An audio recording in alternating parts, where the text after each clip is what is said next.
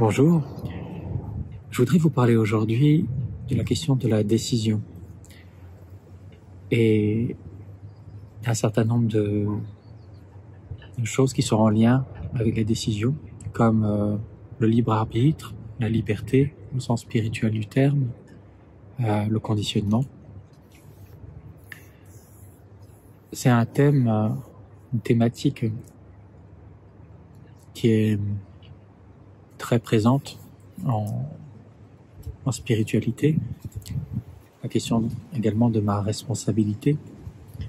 Parce qu'une mauvaise compréhension de la non-dualité pourrait être que je n'ai pas de décision à prendre, je n'ai qu'à subir finalement ce qui arrive, puisque je suis entièrement conditionné par ma vie, par mon histoire, par mes gènes, par mes rencontres précédentes, par mon mental. Et du coup, il y aurait comme une confusion entre le fait qu'être dans la non-dualité, c'est finalement agir spontanément, instant après instant, être dans le présent. Mais il y a quelque chose qui, dans ce cas-là, pourrait nous amener à nous interroger. Quelle est la différence entre cette vie spirituelle, soi-disant spirituelle, et celle finalement d'une personne pulsionnelle qui agirait simplement instant après instant en fonction de ses pulsions. Et effectivement, l'invitation n'est pas de devenir un être pulsionnel. La pulsion est même le comble de l'enfermement. La personne qui n'a pas le choix de ses décisions, de ses actes, parce qu'elle est possédée par des impulsions, par des addictions, par des angoisses, par des terreurs, par des dépendances, n'est pas libre. C'est même la définition quasiment de l'enfermement. Je suis enfermé dans un comportement automatique. Gurdjieff expliquait que pendant longtemps, nous agissons comme des robots, c'est-à-dire que nous sommes pilotés par nos conditionnements. Et ce pilotage en mode automatique, ce fonctionnement en mode spontané, n'est pas la liberté naturelle de notre être. Ce à quoi nous invitent les traditions, c'est à trouver une véritable liberté qui est justement libre de ces automatismes, de ces conditionnements. Donc il y a tout un travail préalable de purification, d'identification, de reconnaissance du fonctionnement de ma personnalité. Parce que quand je commence à reconnaître quelque chose, je commence à mettre de la distance entre moi, ce que je suis, et ce fonctionnement automatique.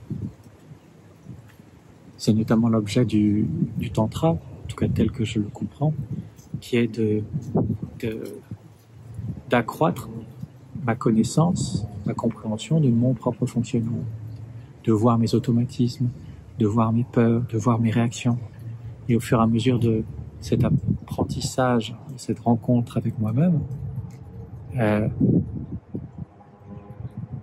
trouver un endroit qui peut décider, à partir d'un endroit libre, de ne pas céder à l'impulsion. C'est-à-dire, si je suis sujet, par exemple, à des impulsions de colère, que je commence à connaître mon fonctionnement, qui lorsque, je sais pas, j'ai le sentiment que une personne ne me respecte pas dans une certaine circonstance, que j'ai maintes et maintes fois explosé de colère, voire cédé à la violence, que j'ai exploré ce comportement, que je commence à avoir un peu de distance par rapport à ma réactivité, je vais pouvoir choisir à un moment donné, parce que je pressens la montée de ma réaction, je vais pouvoir décider à un moment d'ajourner ma réaction, de ne pas réagir tout de suite, de ne pas céder à la colère, de ne pas insulter ou violenter l'autre immédiatement, de ne pas répondre à l'agression par l'agression, mais trouver une marge à partir de laquelle je vais pouvoir peut-être décider de ne pas être dans une communication de décharge avec l'autre, mais être dans un véritable acte de communication, de remise en lien. Alors, ça c'est le travail préalable que que l'on fait en thérapie, en développement personnel, en tantra, apprendre à se connaître, hein, comme était indiqué sur le fronton du temple de Delphes, connais-toi toi-même, hein, tu connaîtras la vie et les dieux. Cette connaissance de moi, de mes filtres, de mes mécanismes automatiques, va me permettre de trouver un endroit en amont de ces fonctionnements qui est davantage témoin de ces fonctionnements, au lieu d'en être la partie prenante ou la partie soumise à ce fonctionnement automatique.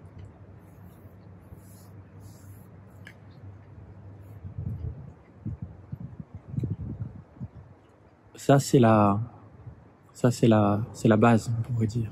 La connaissance du soi, la connaissance du moi en tant que tel. Et évidemment, une expérience d'éveil ou d'ouverture, une expérience, c'est-à-dire de rencontre avec ce que je suis essentiellement, est un soutien extraordinaire pour reconnaître le moi. Une fois que j'ai vu le soi, l'arrière-plan, le contenant, je vais beaucoup plus être à même de reconnaître les manifestations de l'avant-plan.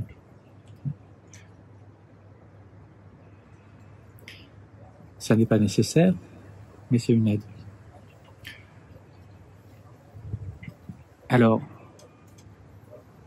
si toutes ces actions automatiques, ces décisions, entre guillemets, automatiques ne sont pas libres, ne sont pas de véritables décisions, c'est bien parce qu'elles sont conditionnées par un fonctionnement. Ces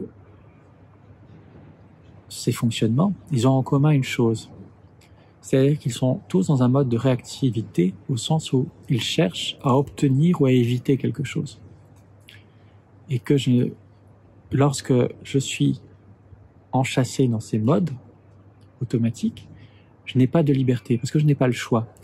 C'est comme une personne qui est addicte à l'alcool ou à la cigarette ou au café ou au chocolat et qu'on lui dit tiens, je pose ce café, ce verre de bière ou cette cigarette devant toi et je reviens dans 24 heures et je veux que tu n'y aies pas touché.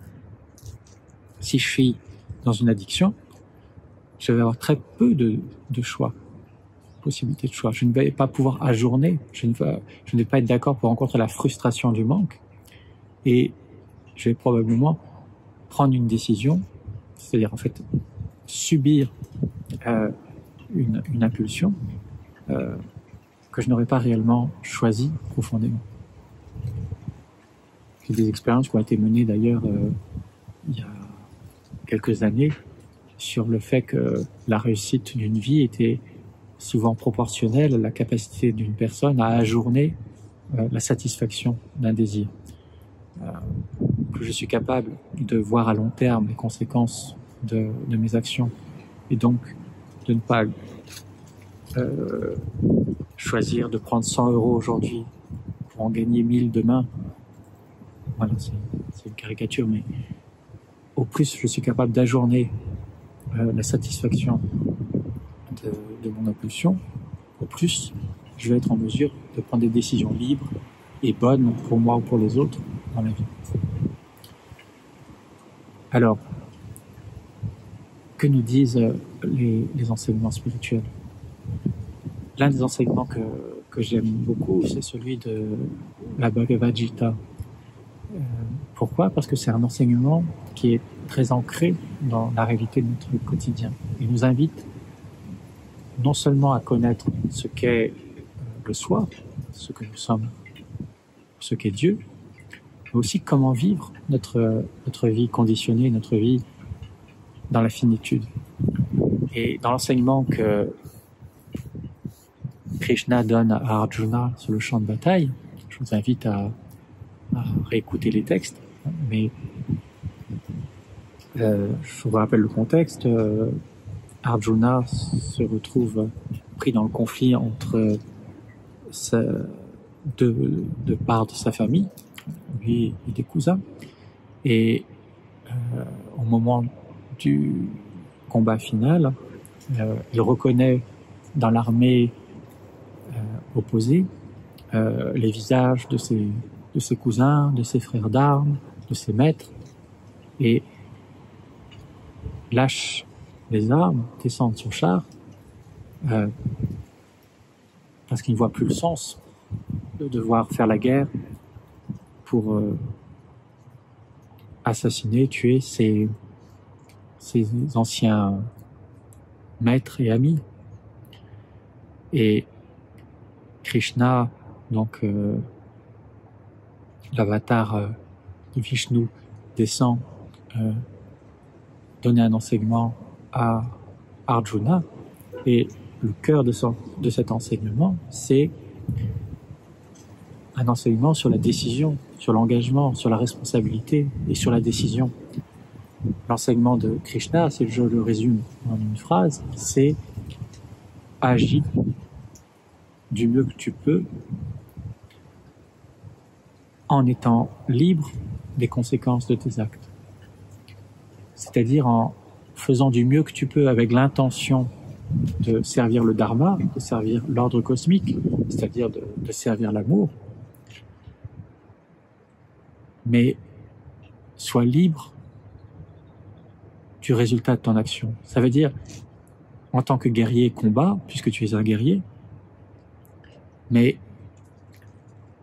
n'aie pas peur de perdre, ne sois pas attaché à la victoire. Sois libre de vivre à la fois la victoire et l'échec. Et à ce prix, tu es aligné avec le dharma, avec l'ordre cosmique. Et c'est ça, une véritable décision. Une véritable décision n'est pas contrainte. Une décision, elle est libre au sens où elle s'origine dans un endroit qui a pris toute la responsabilité de faire l'expérience de toutes les conséquences de sa décision. C'est là la différence entre une action libre, qui peut être naturelle et qui peut venir dans l'instant, et une action conditionnée ou pulsionnelle. Pour reprendre l'exemple que je donnais en début de vidéo de cette personne qui agirait juste comme un enfant sous l'impulsion directe de ses compulsions, sans conscience de ses actes, eh bien, au contraire, le sage, le guerrier saint qui agit, qui décide à partir de cet endroit de liberté, il est hyper conscient de toutes les conséquences possibles de ses actes. Et son intention est bien d'être en lien, de célébrer, de communier à l'endroit où il est, y compris quand ce que la vie appelle, c'est de faire la guerre. Dans le cas présent, l'exemple de Bhagavad Gita.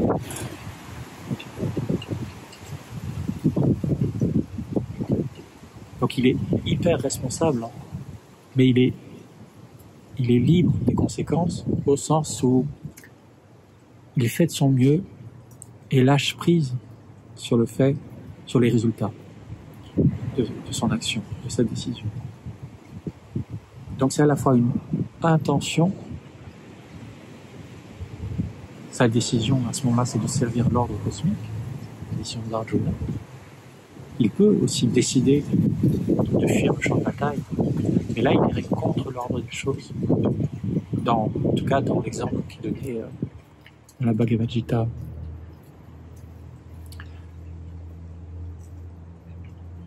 Donc prendre une décision à partir d'un endroit libre, c'est de prendre la décision à partir d'un endroit qui est suffisamment tranquille et en paix pour être en mesure de vivre toutes les conséquences de son choix, d'avoir balayé toutes les conséquences de sa décision et de décider, oui, je suis prêt à vivre toutes ces alternatives, je suis ouvert à ce qui va venir et je prends la décision en conséquence. Et là, ma décision est responsable et libre. Lorsque je prends une décision pour éviter ou obtenir quelque chose, par peur de la punition, pour gagner quelque chose, éviter de perdre, je ne suis pas dans une véritable décision. Je suis possédé par un ego, par une part de moi, et c'est très bien, c'est pas une erreur. Et ce n'est pas une décision libre au sens où l'âme est libre, où le soi est libre. Le soi est libre parce qu'il est libre de toutes les conséquences de la vie conditionnée, de toutes les conséquences, de toutes les expériences qui pourraient advenir. Et c'est bien l'opposé d'une action juste spontanée, juste pulsionnelle, qui au contraire est inconsciente. La décision libre, la véritable décision est hyper consciente. La réaction conditionnée est tellement obnubilée par la peur, c'est-à-dire le désir d'obtenir quelque chose ou la peur de perdre, qu'elle n'est absolument pas libre. C'est pas une décision ou une action qui procède de l'amour ou de l'ouverture, c'est une décision ou une action qui procède d'une fermeture, d'un lieu de contrôle, d'un lieu de défiance, de non-confiance en la vie.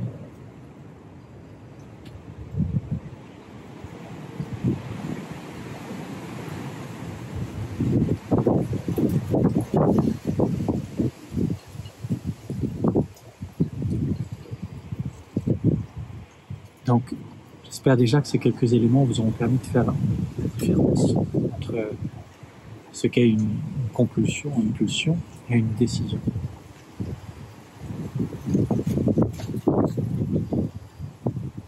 Alors, comment instancier ça dans sa vie au quotidien? Je peux vous proposer un protocole en 3 points. Admettons que vous soyez dans une situation qui appelle de vous que vous preniez une décision, un dilemme ou un choix à faire.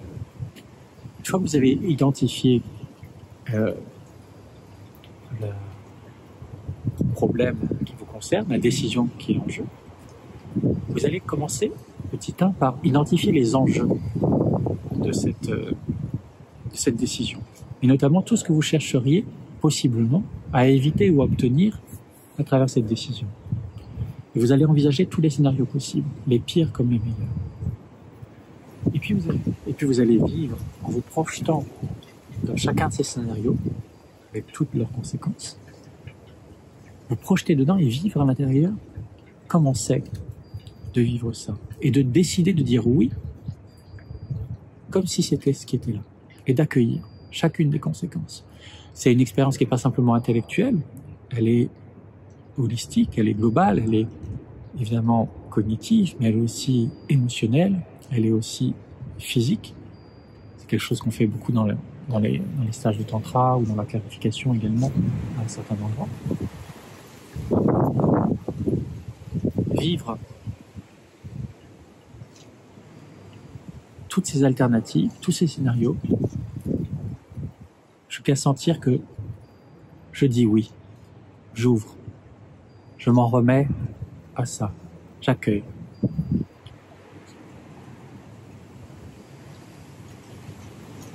Et une fois que vous avez balayé tous ces scénarios, et une fois seulement que vous avez pu vous ouvrir à toutes ces possibles conséquences, alors seulement vous venez à l'endroit où vous vous connectez au lieu de la décision. Et vous allez mettre votre conscience dans l'espace du cœur, de l'ouverture, de la disponibilité, et vous allez laisser la décision advenir. C'est un protocole qui est complet, qui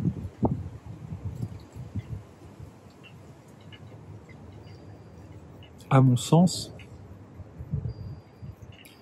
ne vous permettra peut-être pas à chaque fois de toucher à l'espace de liberté, mais en tout cas vous en rapprochera. Il vous en rapprochera déjà en vous faisant percevoir quels sont les enjeux, les peurs, les insécurités, les désirs qui vous empêchent d'être pleinement libre dans la décision en question. Voilà, c'est quelques éléments donc sur ce qu'est une décision, ce qu'est la liberté du point de vue de ces traditions. Si vous avez des questions, ou des exemples, ou des commentaires par rapport à à cette vidéo, n'hésitez pas à m'en faire part dans les commentaires sous la vidéo ou par message privé. Et je vous dis à très bientôt.